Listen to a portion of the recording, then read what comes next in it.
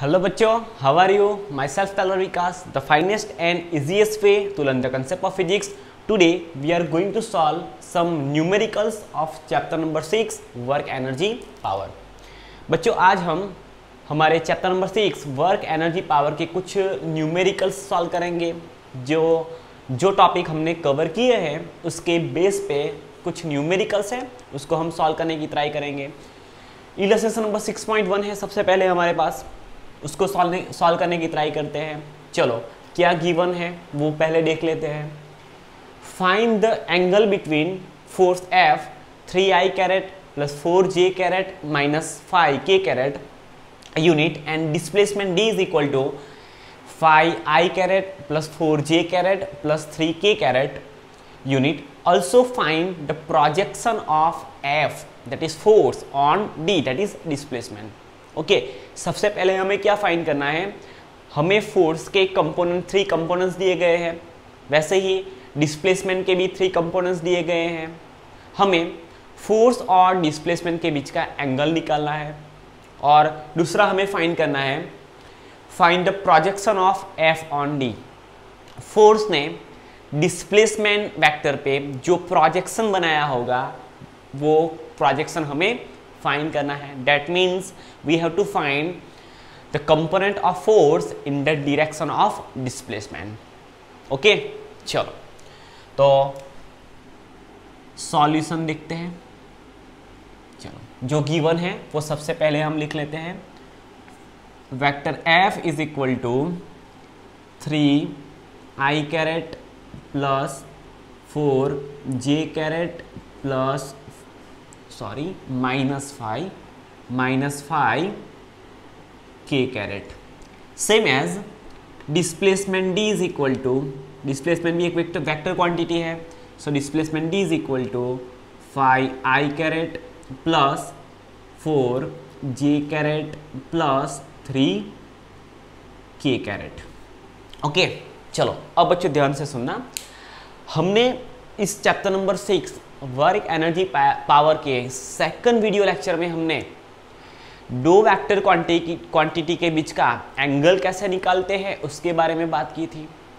Okay, तो उसका concept थोड़ा यहाँ पे हम रिवाइज कर लेते हैं। बच्चों ध्यान से सुनना, अगर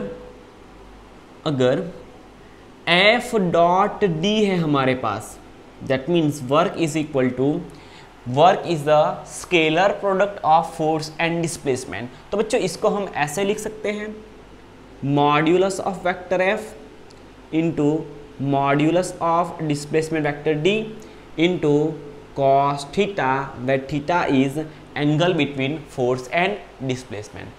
बच्चों with the help of this equation we can easily find the angle between both vector. So यहाँ से हम कॉस थीटा को सब्जेक्ट बनाएंगे, so we can write force F dot displacement vector D divided by modulus of force F into modulus of displacement vector D।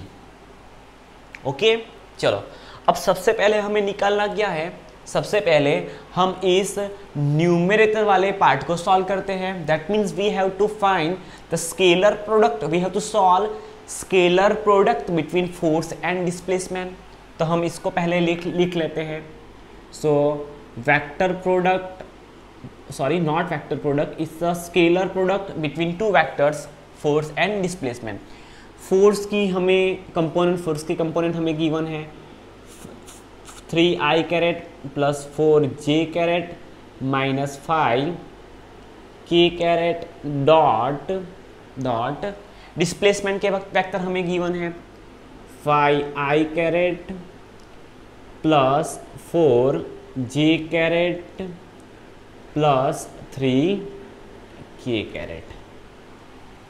Okay, चलो अब बच्चों हमने उस सेकंड लेक्चर में हमने देखा था कि जब हम दो वेक्टर के बीच का स्केलर प्रोडक्ट सॉल्व करते हैं तब i dot i is equal to 1, j dot j is equal to 1 and k dot k is equal to 1 होता है। वैसे ही I dot j is equal to 0, j dot k is equal to 0 and k dot i is equal to 0।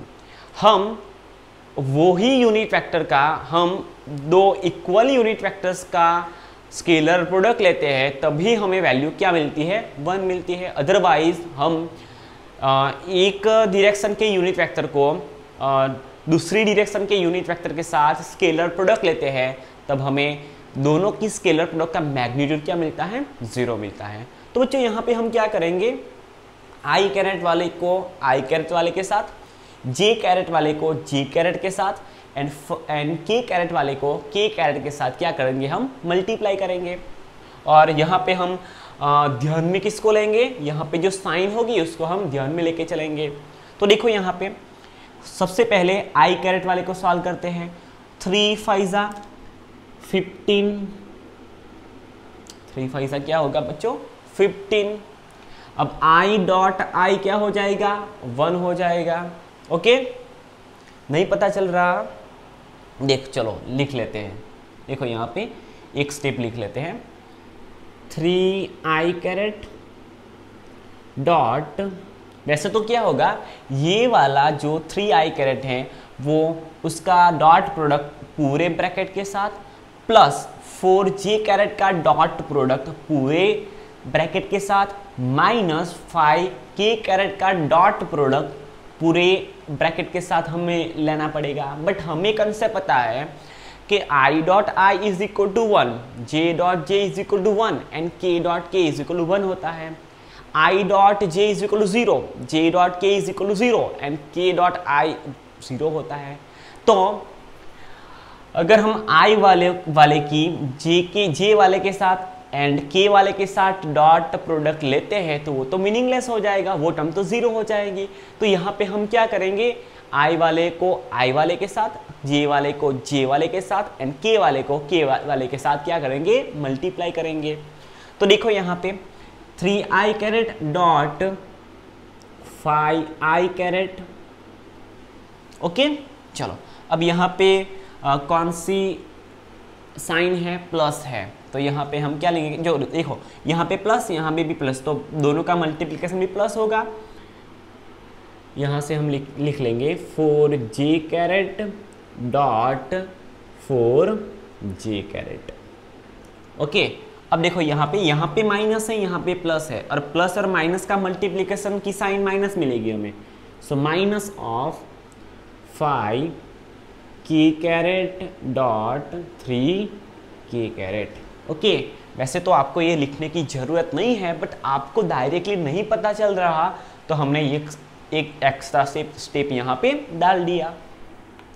Therefore, scalar product between two vectors that is f dot d is equal to, अब देखो 3 5 15, okay चलो, and i dot i is equal to 1, so यहाँ से हम लिख लेंगे is equal to 1 plus 4 multiply by 4, 4 4 16, वैसे ही j dot j is equal to 1 minus, यहाँ पे माइनस साइन है, 5 3 15 and k dot k is equal to 1।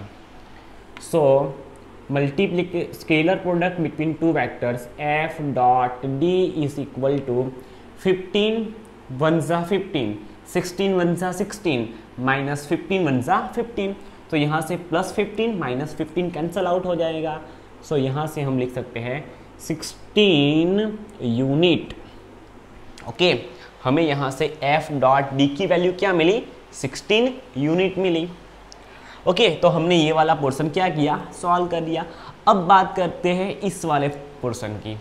अब बच्चों यहाँ पे देखो, यहाँ पे हमें इंडिविजुअली फोर्स है उसका हमें ये निकालना है, मैग्नीट्यूड निकालना है, फिर डिस्प्लेसमेंट का निकालना है।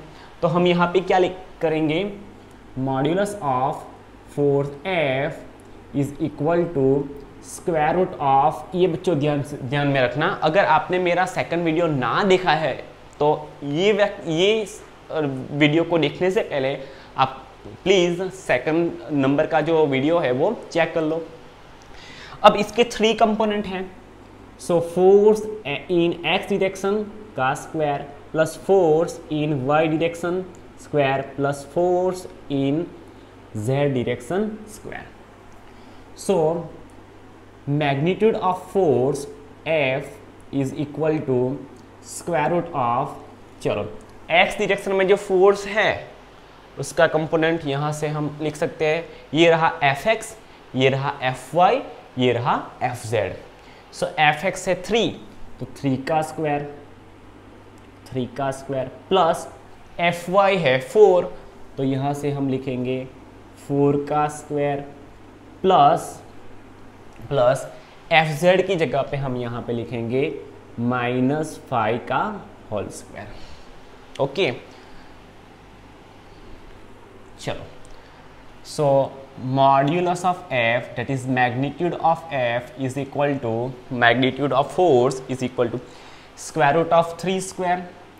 3 का स्क्वायर हो जाएगा 9 प्लस 4 स्क्वायर, 4 का स्क्वायर हो जाएगा 16 प्लस यहाँ से -5 का स्क्वायर, -5 मल्टीप्लाई बाय -5 वो हो जाएगा 25. ये भी 25, ये भी 25. सो यहाँ से हमें मिलेगा modulus of F that is magnitude of force is equal to square root of 50 unit. Okay 9 plus 16 25 plus 25 is equal to 50.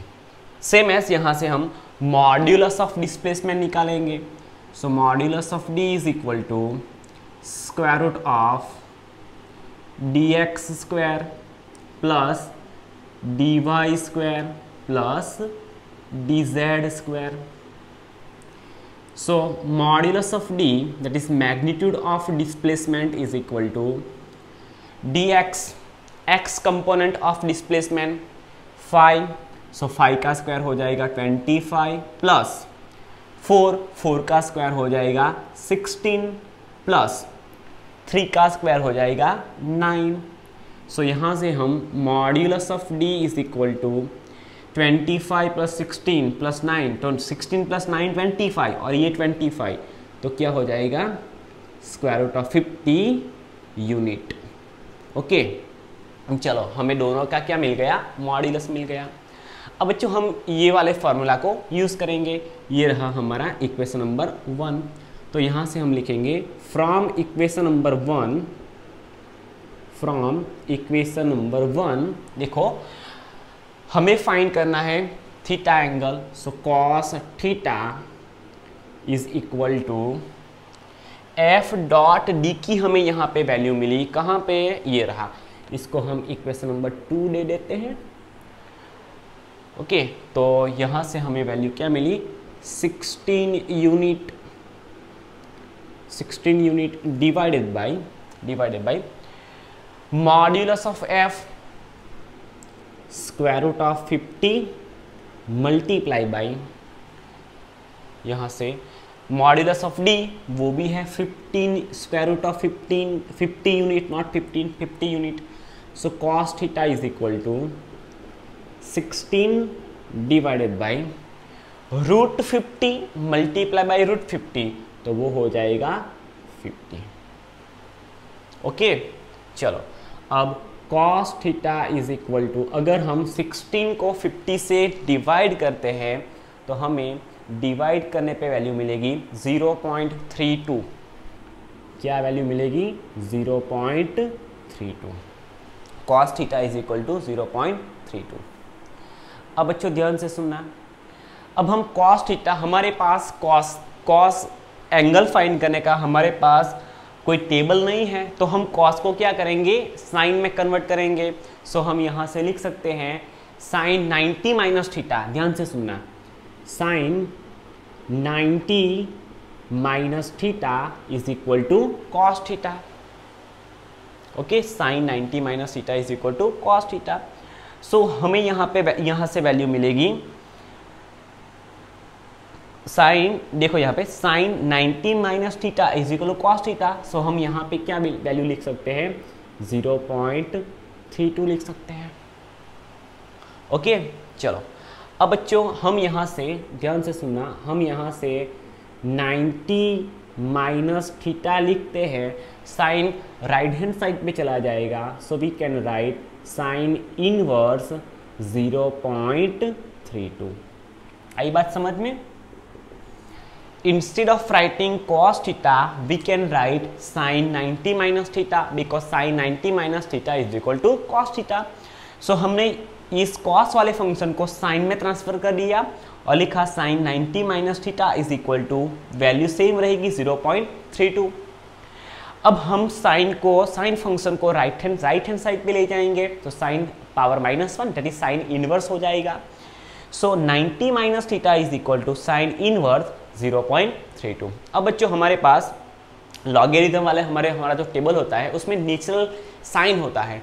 वो नेचुरल साइन के टेबल में अगर हम 0.32 को देखेंगे तो आपको यहाँ पे एंगल की वैल्यू मिलेगी 90 minus theta is equal to sine, natural sine के टेबल में आप जब 0.32 देखोगे तो तब आपको वैल्यू मिलेगी 18 degree 40 minute, 18 degree 40 minute. Okay, हमें यहाँ पे फाइंड क्या करना है? थीटा फाइंड करना है। So theta is equal to, ये 90 है वो राइट हैंड साइड पे चला जाएगा, यहाँ पे क्या बनेगा बच्चों? माइनस थीटा बनेगा बिकॉज यहाँ पे माइनस साइन है। ये 90 राइट हैंड साइड पे चला जाएगा, so we can write 18 degree 40 minute minus 90 degree, because ये 90 है राइट हैंड साइड पे जाके माइनस 90 हो जाएगा।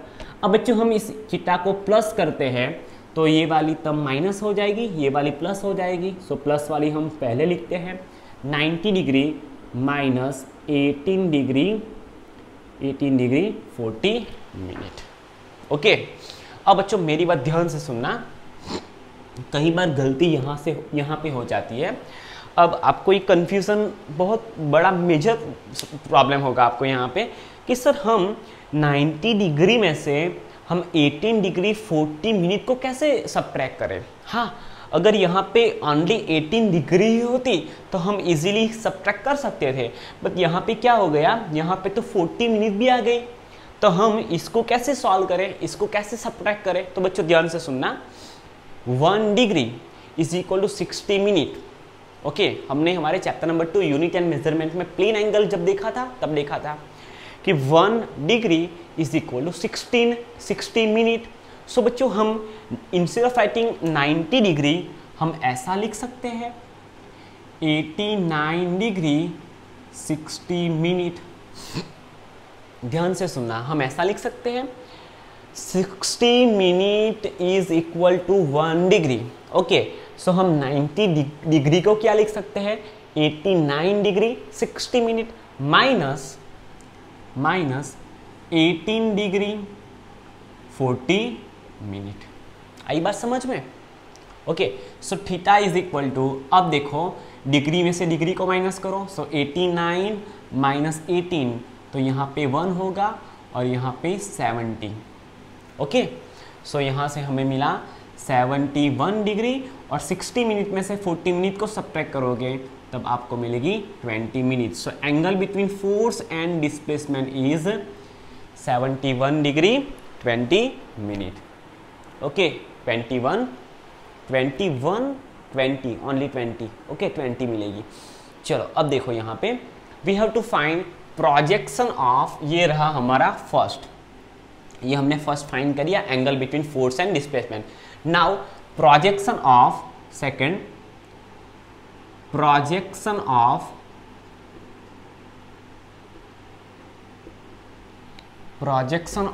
F, projection of force on D that is displacement.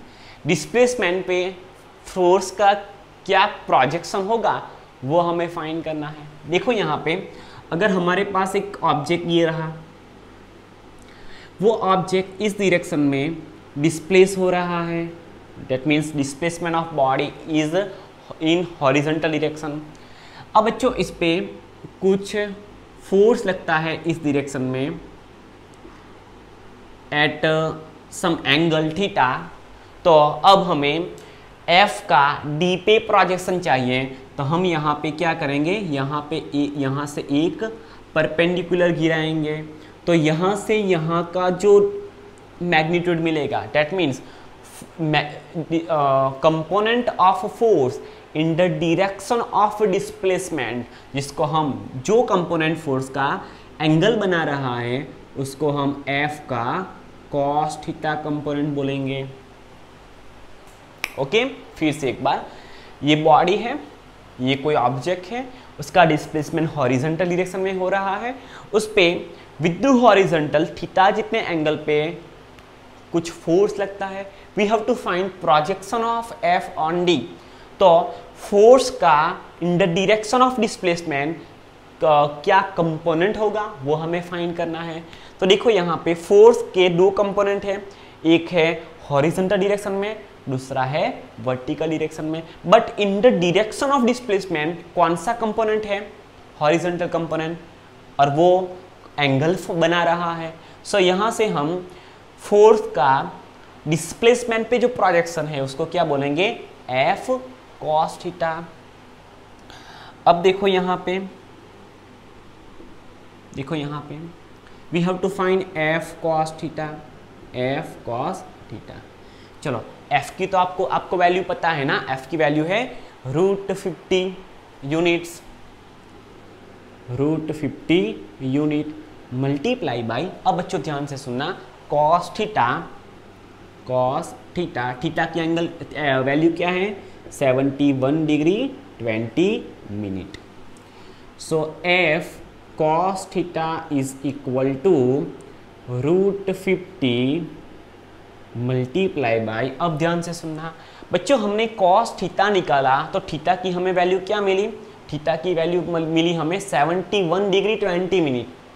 Okay, सो इस थीटा की, दैट मीन्स cos थीटा की वैल्यू क्या होगी? 0.32। सो हम यहाँ पे लिख सकते हैं 0.32। फिर से एक बार, हमें cos थीटा की वैल्यू क्या मिली? 0.32। तो थीटा क्या मिला? तो थीटा मिला 71 डिग्री 20 मिनट। अगर थीटा की वैल्यू 71 डिग्री 20 मिनट है तो cos थीटा की वैल्यू क्या होगी? 0.32। ओके, और अब आप इसको सॉल्व करोगे, that means by with the help of calci आप √50 को सॉल्व करोगे और 0.32 से मल्टीप्लाई करोगे तो आपको मिलेगा 2.263 और ये फोर्स का कंपोनेंट है, सो उसका यूनिट होगा न्यूटन। ओके, वैसे न्यूटन लिखने की ज़रूरत हमें यहाँ पे है नहीं, बिकॉज वैसे लिख सकते हैं, कोई दिक्कत नहीं है, लेकिन यहाँ पे ज़रूरत नहीं है, बिकॉज हमें यहाँ पे फोर्स का यूनिट वैसे न्यूटन होता है, बट हमें यहाँ पे यूनिट दिया गया है तो हम यहाँ पे क्या लिख लेंगे? यूनिट लिख लेंगे। ओके,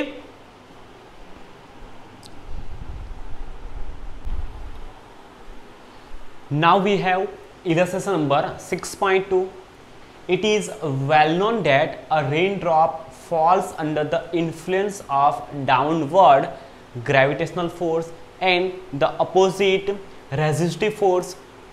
बच्चों, जब हम किसी रेन ड्रॉप, कोई भी रेन ड्रॉप अगर फ्री फॉल करता है तो उसको उस पर डाउनवर्ड डायरेक्शन में ग्रेविटेशनल फोर्स लगता है, और वो जब डाउनवर्ड डायरेक्शन में मोशन करेगा तब उस पर एयर पार्टिकल्स और एयर मॉलिक्यूल्स उस पर क्या करेंगे? कुछ रेजिस्टिव फोर्स अपवर्ड डायरेक्शन में लगाएंगे।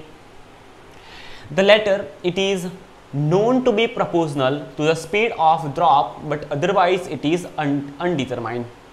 बाद में ऐसा मालूम पड़ा कि ये जो उस पर लगने वाला जो रेजिस्टिव फोर्स है, जब ड्रॉप डाउनवर्ड डायरेक्शन में बाय ग्रेविटेशनल फोर्स वो मोशन में आता है, तब उस पर अपवर्ड डायरेक्शन में एक फोर्स लगता है, रेजिस्टिव फोर्स, और वो रेजिस्टिव फोर्स रेन ड्रॉप की जो वेलोसिटी है उसके प्रोपोर्शनल में होता है, बट उसको हम डिटरमाइन नहीं कर सकते।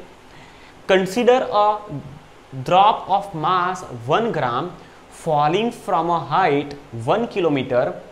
It hits the ground with the speed of 50 meter per second. First we have to find what is the work done by gravitational force. उस वाटर ड्रॉप पे ग्रेविटेशनल फोर्स ने कितना वर्क किया होगा वो हमें फाइंड करना है। Second we have to find what is the work done by unknown resistive force. जो अननोन रेजिस्टिव फोर्स जो अपवर्ड डायरेक्शन में एक्ट कर रहा है वो उसने कितना वर्क किया होगा वाटर ड्रॉप पे, वो भी हमें यहाँ पे फाइंड करना है। तो सबसे पहले हम बात करते हैं जो हमें गिवन है वो पहले यहाँ पे हम लिख लेते हैं। क्या गिवन है? Okay, mass of water drop, mass of rain drop. Rain drop का मास हमें पता है 1 ग्राम है, 1 ग्राम। और बच्चों हमें पता है 1 kg is equal to 1000 gram. So 1 gram is equal to 10⁻³ kg। So यहाँ से हम ग्राम को kg में किलोग्राम में ट्रांसफर करेंगे because kg is the SI unit of mass. So mass of the water drop is 10⁻³ kilogram. Second we have height, कितनी height से वो फॉल हो रहा है। So height h is equal to 1 kilometre.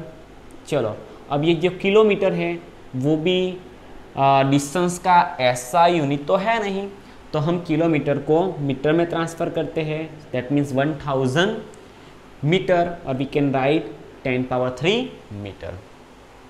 The speed of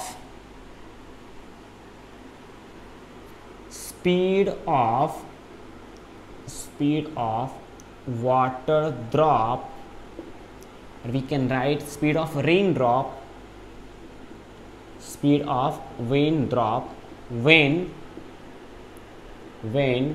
it hits the ground, when it hits the ground। तो उसकी velocity या speed को हम लिख सकते हैं यहाँ से 50 metre per second. Okay, first we have to find work done by the gravitational force. Work done by gravitational force.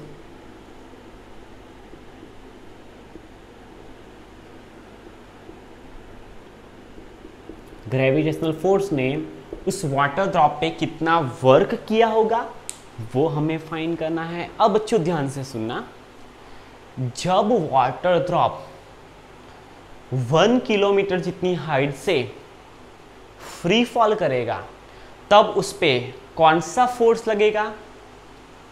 Gravitational force लगेगा। कितने मैग्नीट्यूड का लगेगा? जितना मैग्नीट्यूड इस वाटर ड्रॉप का वेट है वो वेट जितने मैग्नीट्यूड का उस पे ग्रेविटेशनल फोर्स डाउनवर्ड डायरेक्शन में लगेगा। और डाउनवर्ड डायरेक्शन में ही ये जो वाटर ड्रॉप है वो डिस्प्लेस भी हो रहा है।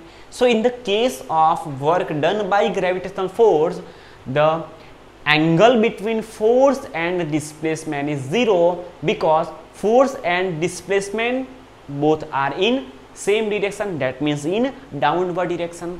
सो यहाँ से हम लिख सकते हैं work done by gravitational force WG, W stands for work, G stands for gravitational force. So work done by gravitational force is equal to उस पे क्या लगेगा? उसका weight force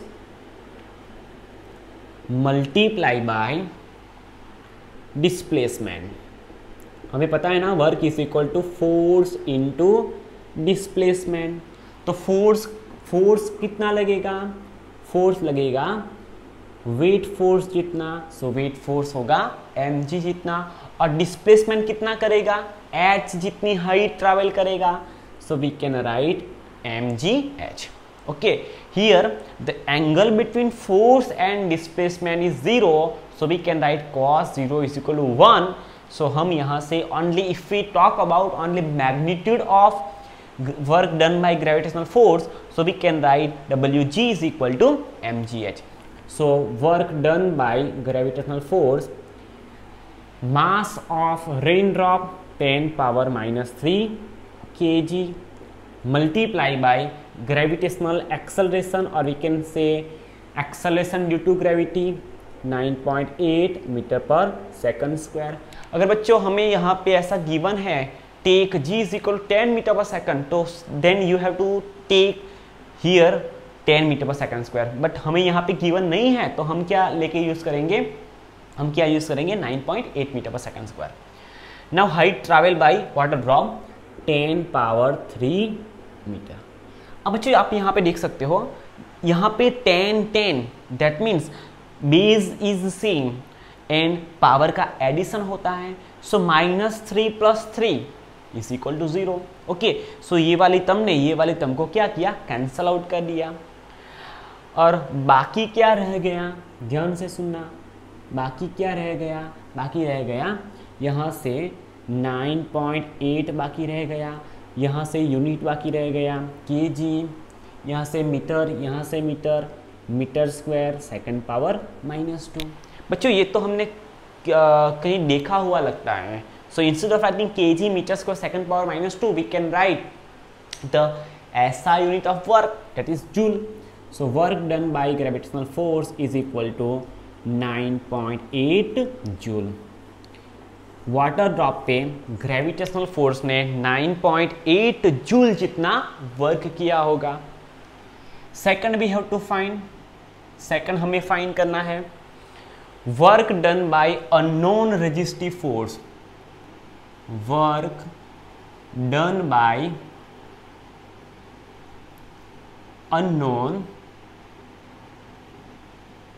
unknown resistive force.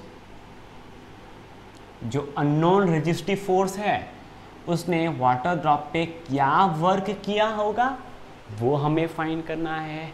अब बच्चों यहाँ पे आपको कंफ्यूज नहीं होना है, जरा भी कंफ्यूज नहीं होना है।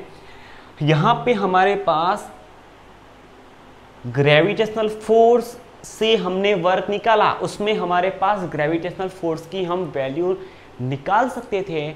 यहाँ पे बच्चों हम अननोन रेजिस्टिव फोर्स की वैल्यू नहीं निकाल सकते डायरेक्टली, सो इनडायरेक्टली हमें with the help of work energy theorem इसको फाइंड करना है। तो सबसे पहले हम यूज़ करते हैं from work energy theorem,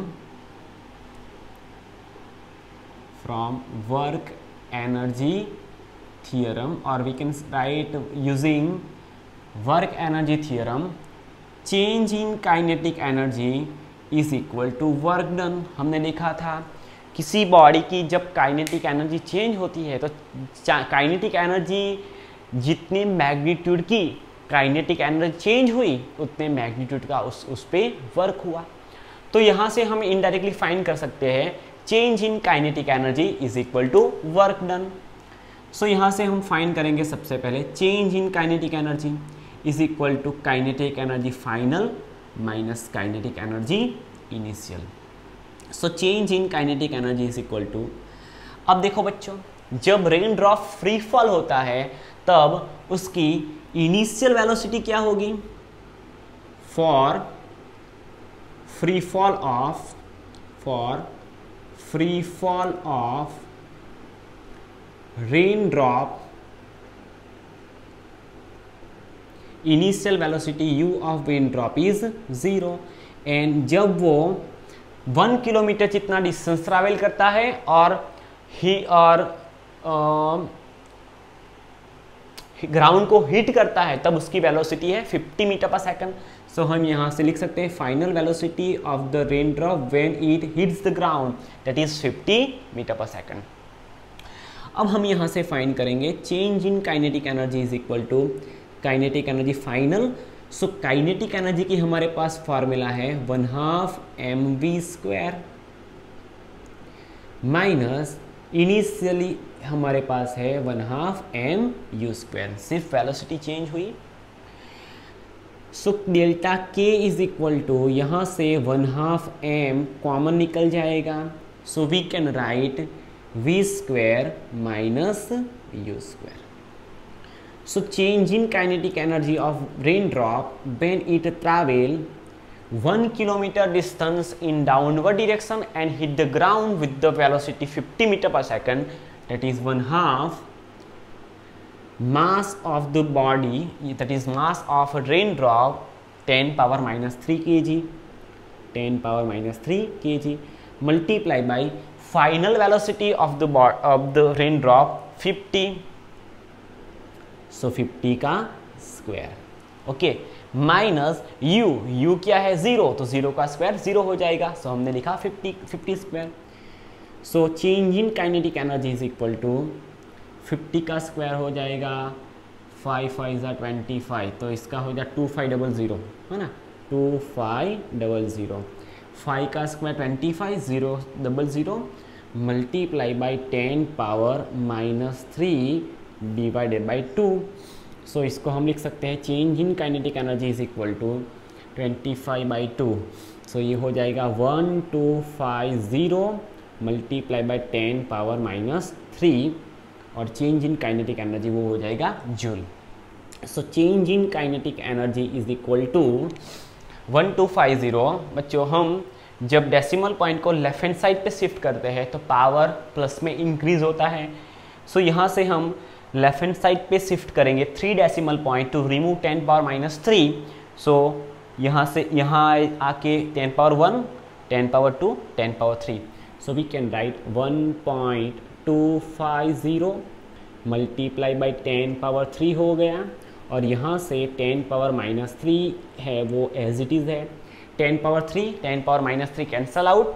so we can write change in kinetic energy is equal to 1.250 joule. इतनी क्या मिली हमें, चेंज इन काइनेटिक एनर्जी मिली। अब बच्चों हमें वर्क एनर्जी थ्योरम क्या कहता है, हमें वर्क एनर्जी थ्योरम ये कहता है कि कोई भी बॉडी की जो भी काइनेटिक एनर्जी का जो चेंज होगा इतने अमाउंट का वर्क होगा। सो हम यहाँ से लिख सकते हैं change in kinetic energy is equal to work done.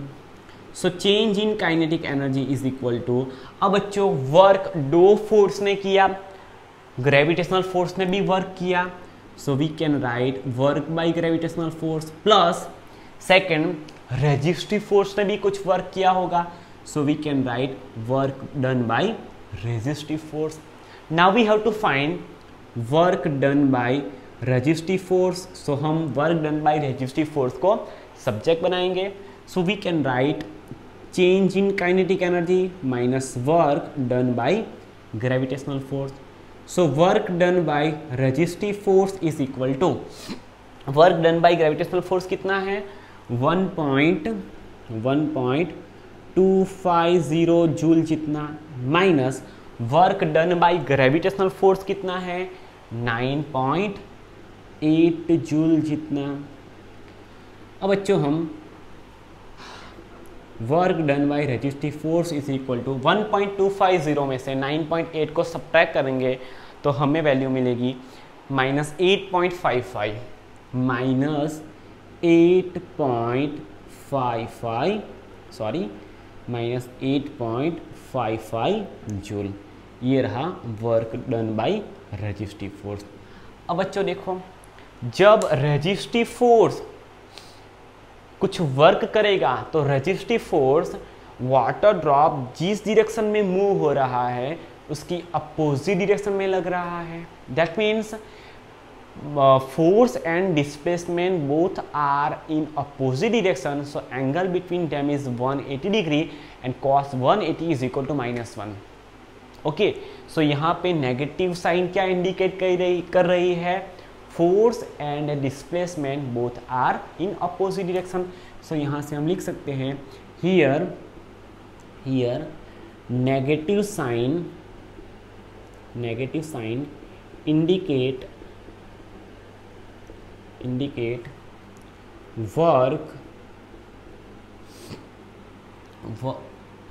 that force and displacement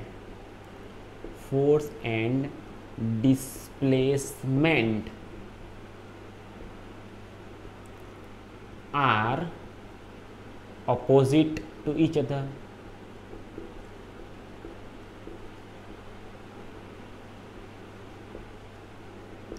बच्चों हमने वर्क का कंसेप्ट देखा था, तब हमने ऐसी भी बात की थी कि अगर हमें बॉडी पे होने वाला वर्क की वैल्यू अगर हमें पॉजिटिव मिलती है तो उस बॉडी की जो एनर्जी है वो इंक्रीज होती है। वैसे ही बच्चों अगर हमें वर्क की वैल्यू नेगेटिव मिलती है तो बॉडी की जो एनर्जी है वो क्या होगी, लॉस होगी, डेट मीन्स डिक्रीज होगी। तो देखो यहाँ पे ग्रेविटेशनल फोर्स की वजह से बॉडी कुछ एनर्जी गेन करेगी, कुछ काइनेटिक एनर्जी गेन करेगी, बट उसको डिक्रीज करने वाला एक फोर्स कौन सा है, उस पर लग रहा रेजिस्टिव फोर्स है, तो वो कुछ नेगेटिव वर्क करेगा, because in the case of resistive force and displacement both are in opposite direction. Okay, thank you.